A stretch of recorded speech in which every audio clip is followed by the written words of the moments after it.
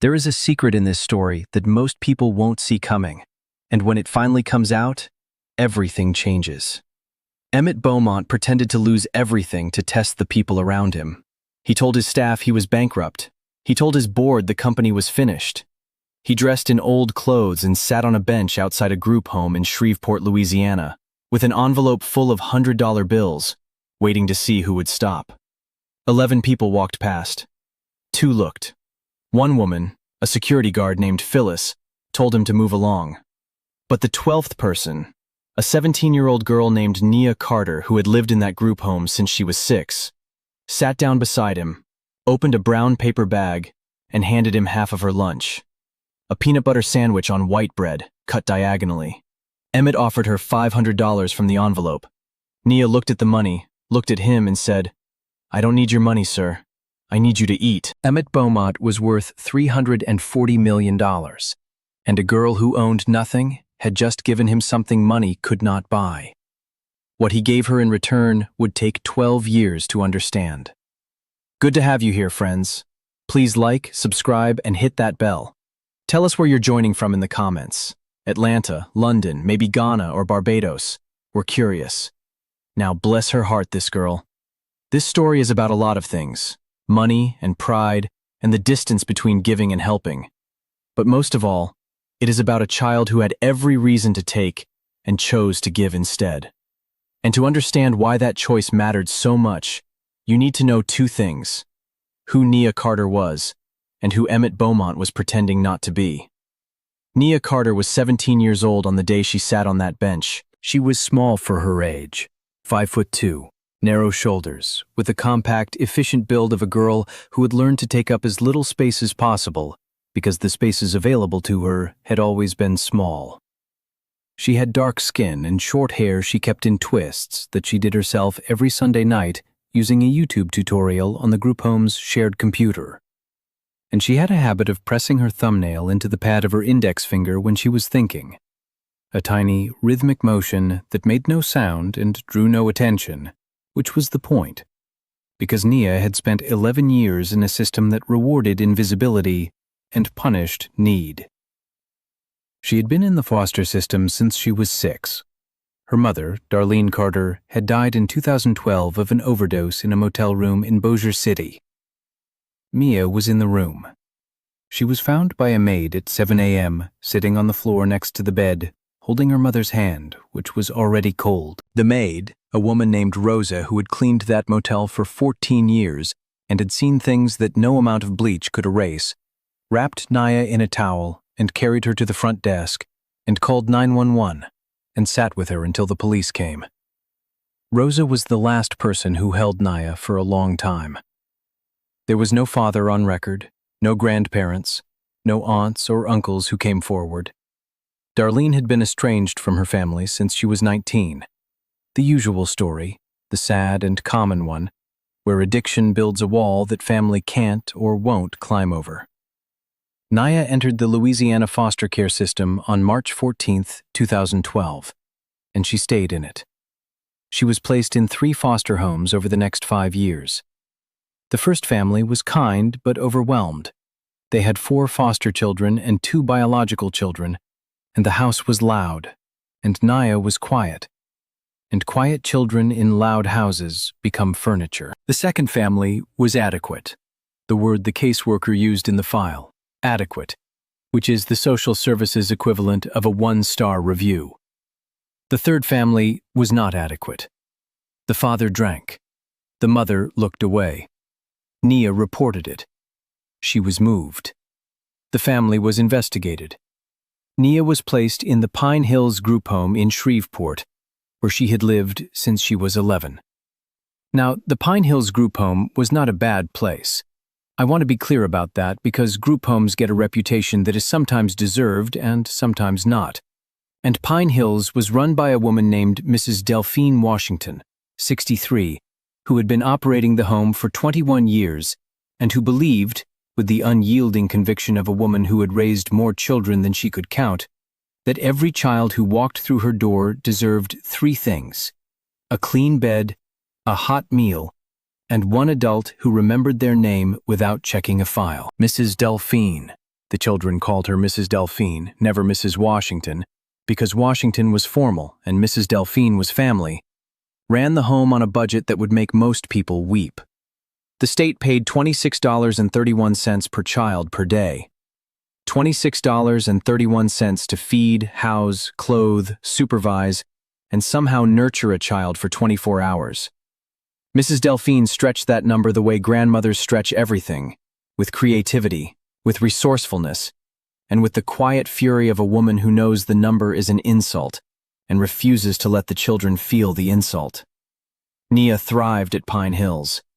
Not thrived in the way that movies show, not the dramatic transformation from damaged child to radiant success story. Thrived in the small, daily way that real children thrive, by making her bed without being told, by helping the younger kids with homework, by reading library books on the porch in the afternoons, and by making peanut butter sandwiches for her lunch every morning with the methodical precision of a girl who had learned that the things you can control, the knife angle, the bread alignment, the diagonal cut, are worth controlling because so much else is not. She was smart. Her teachers said so with the specific enthusiasm that teachers reserve for students who exceed the expectations that the system has already set low. Nia maintained a 3.7 GPA at Huntington High School. She was in the 94th percentile on the PSAT. She wanted to go to college. She wanted to study architecture. She had told Mrs. Delphine this once, sitting on the porch, and Mrs. Delphine had said, "Why architecture?" And Nia had said, "Because I want to build things that stay." Mrs. Delphine understood what that sentence meant. A girl who had been moved from place to place for 11 years didn't want to build buildings. She wanted to build permanence. She wanted to put something in the ground that couldn't be relocated. But what Nia didn't know yet was that permanence was about to find her first. Emmett Beaumont was 67 years old. He was the founder and chairman of Beaumont Industries, a manufacturing conglomerate based in Shreveport that produced industrial equipment for the oil and gas sector. He was worth, on paper, $340 million.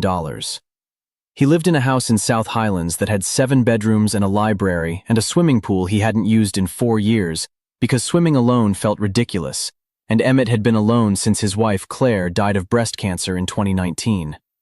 They had been married for 39 years. They had no children. They had tried, it hadn't happened, and Claire had made peace with it, and Emmett had not, though he pretended to, because pretending was the currency of marriage, and some debts are better left uncollected. Emmett was not a warm man. He was fair, which is different. He paid his employees well, he donated to the United Way, he served on the board of Centenary College.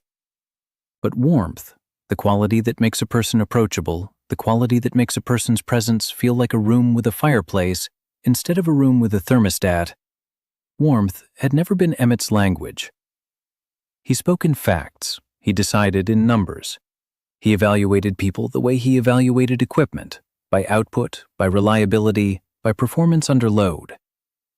Claire had been the warmth. Claire had translated Emmett to the world and the world to Emmett, and without her, his interactions had the sterile efficiency of transactions conducted in a language he technically spoke but didn't feel.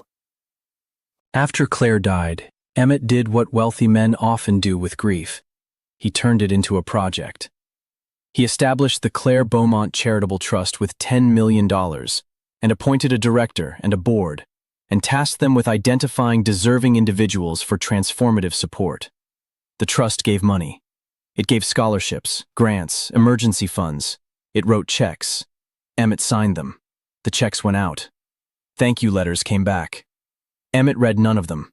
The project was Claire's memorial, but it operated at the same distance from human contact as everything else in Emmett's life. Frictionless, efficient, and completely devoid of the thing Claire would have wanted most, which was for Emmett to actually sit with someone and care. In October 2023, Emmett's accountant, a man named Frank who had managed Emmett's finances for 22 years, showed him the trust's annual report. The trust had distributed $1.2 million to 47 recipients. Emmett looked at the number. He said, "Are we making a difference?" Frank said, "The numbers are strong." Emmett said, "I didn't ask about the numbers. I asked if we're making a difference." Frank didn't have an answer for that. Numbers don't measure difference. They measure distribution. And distribution is not the same thing as impact, the same way that rain is not the same thing as a river. One falls everywhere, and the other goes somewhere. Emmett decided to find out for himself. Not through reports, not through board meetings, through the method he trusted most: testing. But what happened next changed everything. The test was simple. Emmett would dress in old clothes: a flannel shirt from his closet, work boots from the garage, a canvas jacket that Claire had bought him for yard work that he had never worn because Emmett did not do yard work. He would sit outside a place where people had nothing and offer money to anyone who stopped. He wanted to see what people did with an offer of help, whether they took it, how they took it, what they said, what they didn't say. He wanted to study generosity the way he studied markets, by observing behavior under controlled conditions. It was not a kind experiment. Pay attention to that. It was not kind because it reduced human beings to data points, and because it positioned Emmett, a man worth $340 million, as a judge of people who had been judged their entire lives. Emmett didn't see this. Wealthy people rarely see the cruelty in their curiosity. They call it research. They call it understanding. They call it getting closer to the community. But sitting on a bench in disguise, watching people who can't afford lunch react to an envelope of money, is not closeness. It is theater. And Emmett was about to learn the difference. He chose Pine Hills because Frank had told him the trust had donated to the group home the previous year. $5,000 earmarked for building maintenance, and Emmett wanted to see where his money went. He parked his car, a Mercedes, but he had driven Claire's old Volvo instead, another costume choice, 2 blocks away. He walked to the bench outside the group home. He sat down. He held the envelope loosely, visible but not displayed. He waited. Now, here is where the story takes a turn nobody expected. 11 people walked past. Most were adults, neighbors, delivery drivers, a mail carrier. 2 people looked at him with the quick, assessing glance that people give to strangers sitting where strangers don't usually sit. Nobody stopped. Phyllis, the security guard Mrs. Delphine employed on afternoons when the older children walked home from school, told Emmett he couldn't sit there. Emmett said he was waiting for someone. Phyllis said, "Wait somewhere else." Emmett didn't move. Phyllis shook her head and went back to her post. She had learned, in 3 years of guarding a group home, to pick her battles. At 3:45 p.m., the door of the group home opened and Nia Carter walked out. She was carrying a brown paper bag, her afternoon snack, which she ate on the porch every day while reading a library book. She saw the man on the bench. She saw the flannel shirt and the work boots and the canvas jacket. She saw the way he sat, slightly hunched, elbows on knees, the posture of a man who was either tired or pretending to be tired. Nia had spent 11 years in a system that taught her to read people the way other children learn to read books. Quickly, accurately, with an eye for what's written between the lines. She sat down beside him. Not across from him, not at a distance. Beside him. The way you sit with someone who might need company more than space. "You hungry?" she asked. Emmett looked at her. He had not expected this. He had expected people to walk past. He had expected people to take the money. He had not expected a 17-year-old girl to sit down and offer him food. "I'm fine," he said. "You don't look fine." Nia opened the brown bag.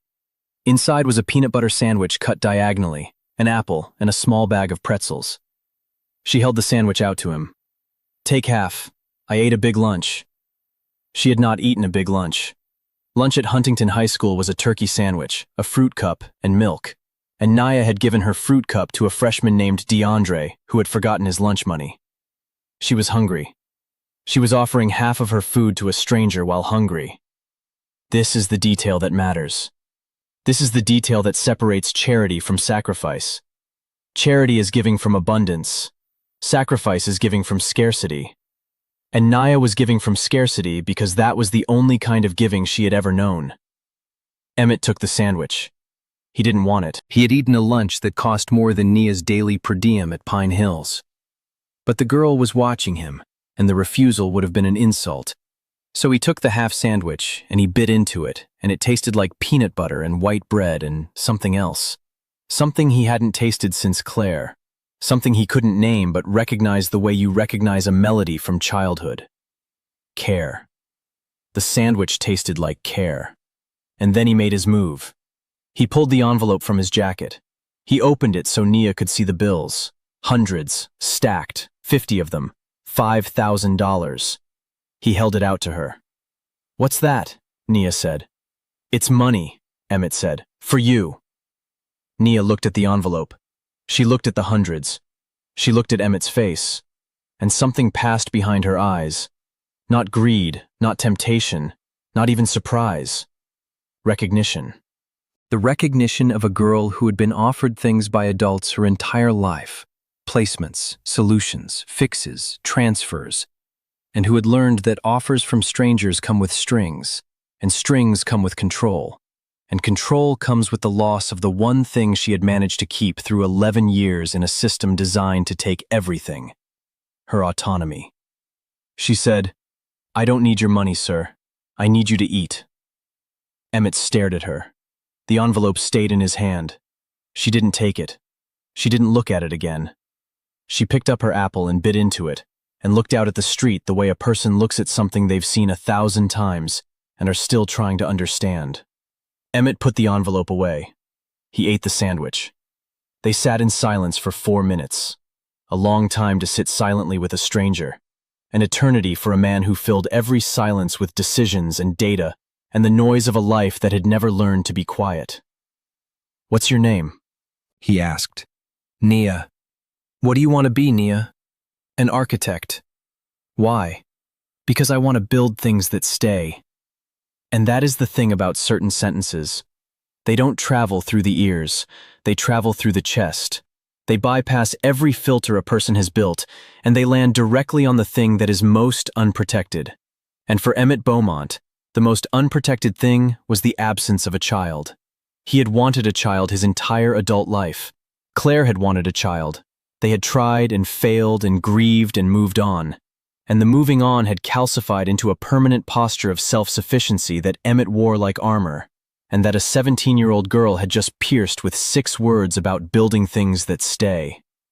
But the real shock was still coming. Emmett went home that evening. He sat in the library, Claire's library, the room she had designed, the room with the deep chairs and the reading lamps, and the shelves she had organized by color because she thought books were art, and art should be beautiful before it was functional. He sat in Claire's chair. He held the envelope. $5,000. A girl who owned nothing had turned it down because she thought he was hungrier than she was. And she was wrong about the hunger. He had eaten lunch. But she was right about everything else. He was hungry. He had been hungry since Claire died.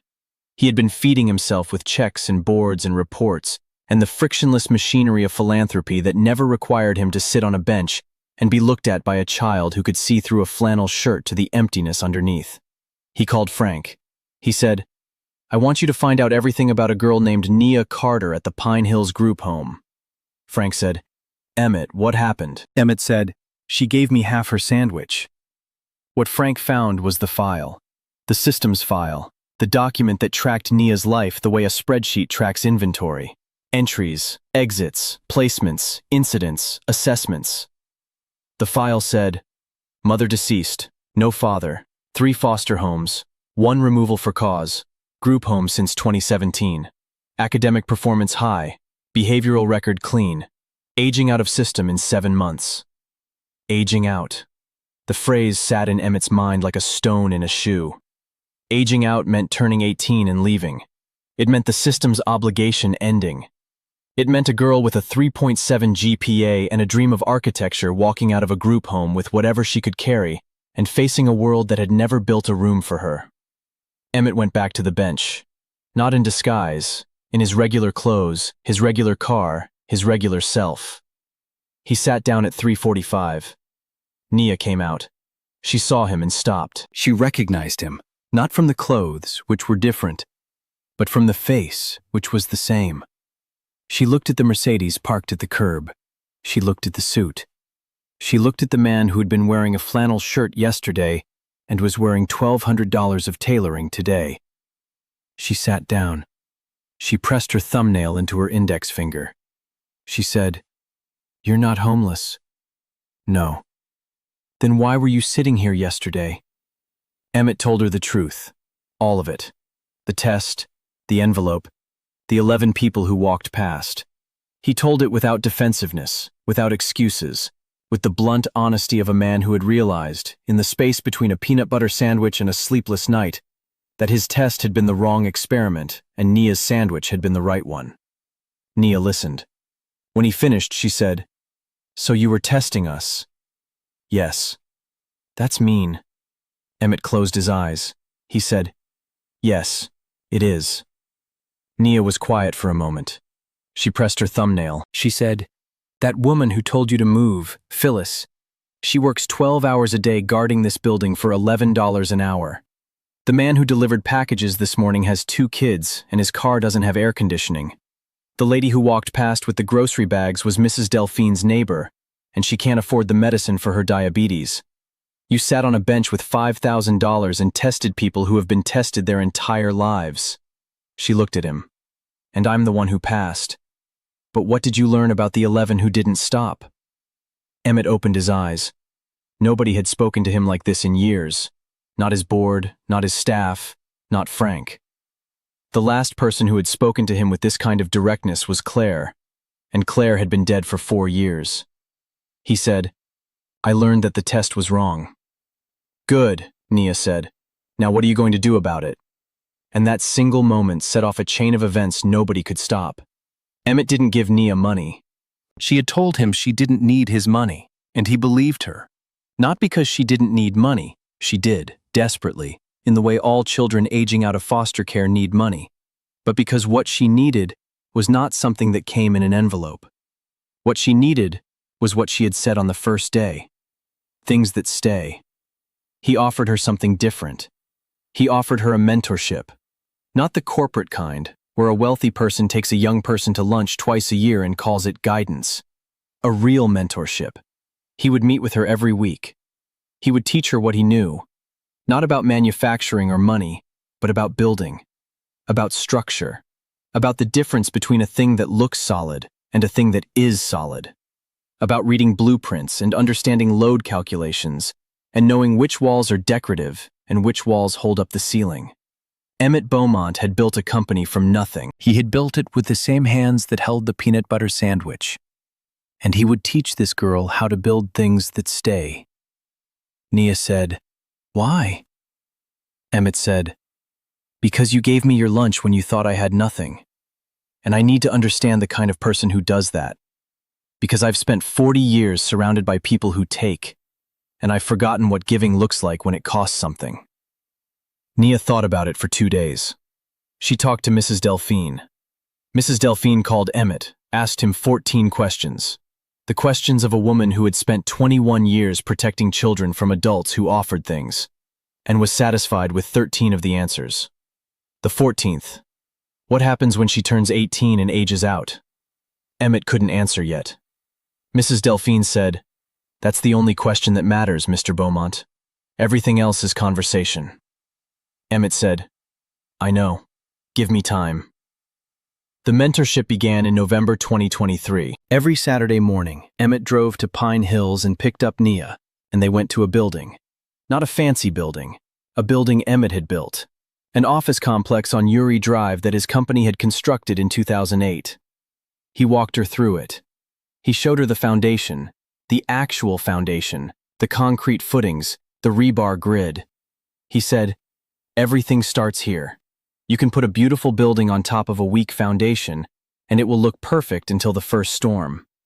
You can put an ugly building on top of a strong foundation, and it will outlast everything around it. The foundation is the truth of the building. Everything above it is opinion." Nia touched the concrete. She ran her fingers along the rebar. She said, "This is what I want to do." Emmett said, "Then we start here." Over the next 7 months, Emmett taught Nia. He taught her to read blueprints. He taught her basic structural engineering, load paths, compression, tension. He brought her to job sites where his crews were working, and the foreman showed her how concrete was poured, and how steel was welded, and how a building that would stand for 50 years began as a hole in the ground. Naya carried a notebook, spiral, the same kind Mrs. Delphine used for household budgets, and she filled it with sketches and calculations and questions. So many questions. Why are I-beams shaped like that? Why does concrete need rebar? Why do buildings settle? How do you know if a wall is structural? Each question was the same question in different clothing. How do things stay? But what Naya was about to discover would change everything. In March 2024, 5 months before Naya turned 18, Emmett took her to a different building. Not an office complex. A house.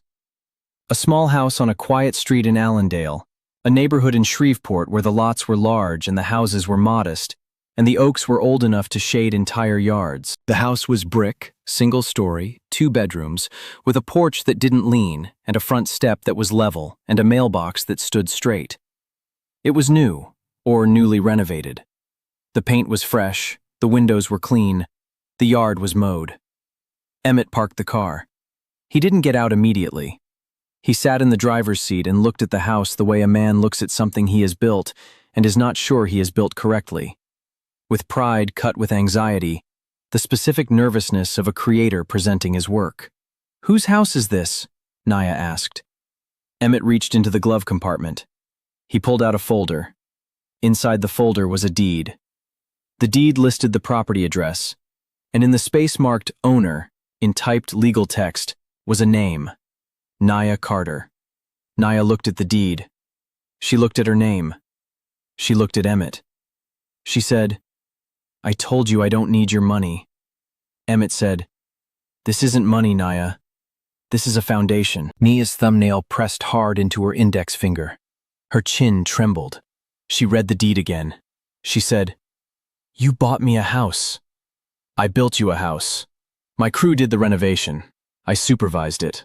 I wanted to make sure the foundation was right." He paused. "You told me you want to build things that stay. This is the first thing. A place that stays. A place that is yours. Not the system's. Not a foster home's. Not a group home's. Yours. Your name on the deed. Your key in the lock. Nobody can move you out of it. Nobody can transfer you. Nobody can tell you it's temporary. It stays. You stay." Nia opened the car door. She walked to the front step. She stood on it. The step was solid. She felt it with her whole weight, the way Emmett had taught her to test a foundation, and it didn't move. She walked to the front door. It was locked.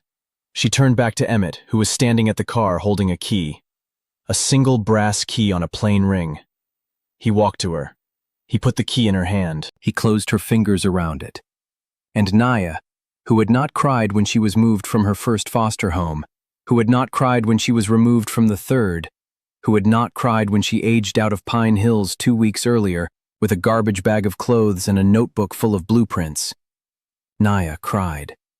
She held the key and she pressed it against her chest, and she cried the way a person cries when the thing they have been building in their imagination for 11 years, the thing that stays, the permanent thing, the thing that cannot be transferred or terminated or aged out of, suddenly exists in brass and brick and fresh paint and a porch that doesn't lean. Emmett stood beside her. He didn't hug her. Emmett was not a hugger, and Naya had not been hugged reliably enough to be comfortable with it. He stood. He waited. He let the moment be hers, and when she was ready, she unlocked the door and walked into her house for the first time. And the sound of the key in the lock, the solid, mechanical click of a deadbolt opening, was the most permanent sound Nia Carter had ever heard. The house had 2 bedrooms, a kitchen with a window that faced east. Nia had once told Emmett she liked morning light, and Emmett had remembered, the way men remember things when the remembering matters. A bathroom with a deep tub, and a living room with built-in bookshelves that Emmett had designed himself because Nia loved books, and books needed a place that stayed too. On the kitchen counter, in a simple ceramic vase, was a single sunflower. Mrs. Delphine had placed it there that morning. She had also stocked the refrigerator, made the beds, and hung a small wooden cross above the front door, because Mrs. Delphine believed that every home needs a blessing at the threshold, and she was not wrong. There is more to this story. There is always more. Emmett didn't stop at the house. The house was the foundation. But a foundation without a building is a slab. Over the next year, he built the rest. He established a full scholarship for Nia at Louisiana Tech University in Ruston. Tuition, books, housing, and a stipend for living expenses. Architecture program. 4 years fully funded. He didn't tell the university who he was. The scholarship was administered through the Claire Beaumont Trust, and Nia's acceptance was based on her portfolio and her grades, not on Emmett's money.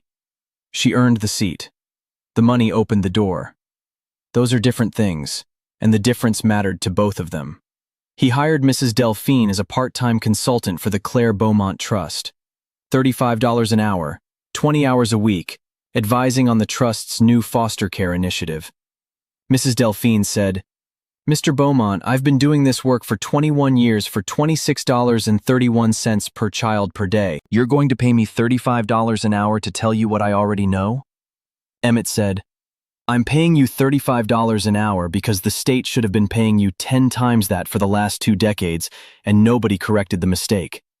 Mrs. Delphine accepted. She used the money to repair the Pine Hills roof, which had been leaking since 2019. He funded Phyllis's enrollment in a criminal justice program at Bossier Parish Community College. The security guard who had told him to move along, who worked 12-hour days for $11 an hour, who had been guarding children she couldn't afford to raise herself. Phyllis started classes in January 2025. She told Emmett, "You know I told you to leave, right?" Emmett said, "That's why I'm helping you. You were the only person who tried to protect them from me." "And the 11 people who walked past the bench?" Emmett tracked them down. Not all 11, but the ones he could find. The neighbor with diabetes got her medication covered through the trust. The delivery driver got his car's air conditioning fixed. Mrs. Delphine's neighbor got a payment plan for her medical bills. Emmett didn't do this publicly. He didn't do it for credit. He did it because Nia had asked him the question that changed everything. "What did you learn about the 11 who didn't stop?" And the answer was, they didn't stop because they couldn't. They were carrying too much. Their arms were full. Their backs were bent. They weren't selfish. They were surviving. And surviving people don't stop because stopping means putting down the weight. And putting down the weight means admitting you can't carry it. And admitting you can't carry it in a world that punishes that admission is the one thing that survival doesn't allow. Nia started at Louisiana Tech in August 2024. She drove to Ruston in a used Honda Civic that Emmett's crew had inspected and certified. The car was purchased with money from the trust, and Nia insisted on paying it back, $100 a month from her stipend. Emmett argued. Nia said, "Mr. Emmett, I'm not taking something I didn't earn. That's the deal. I earn it or I don't take it." Emmett recognized the sentence. It was the bench. It was the sandwich.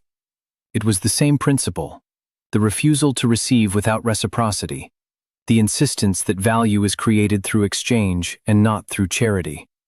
He stopped arguing. She calls him every Sunday. The calls last between 15 and 40 minutes. They talk about classes, about blueprints, about the difference between compression and tension, both in buildings and in life.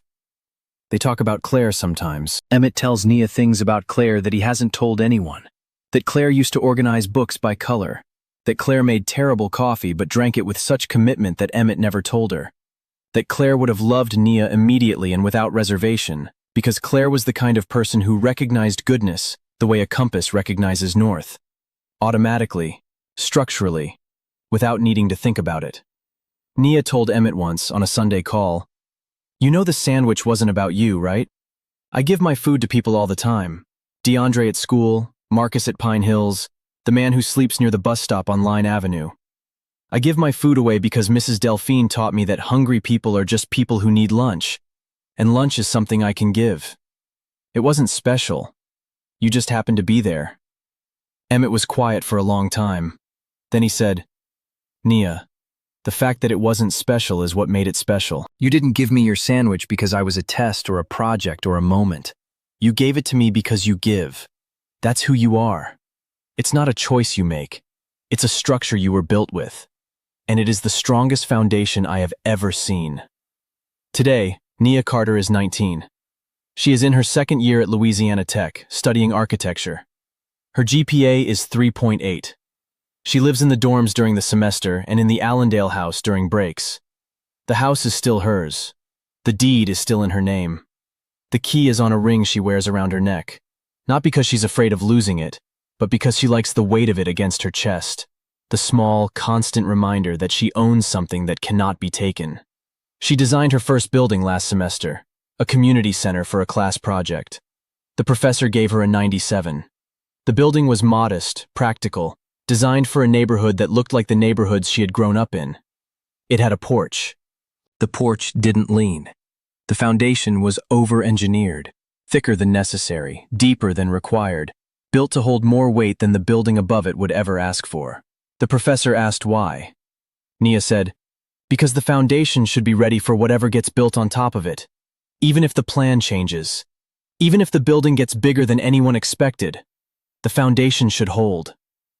On the wall of Nia's dorm room, next to a print of The Falling Water House by Frank Lloyd Wright, is a photograph.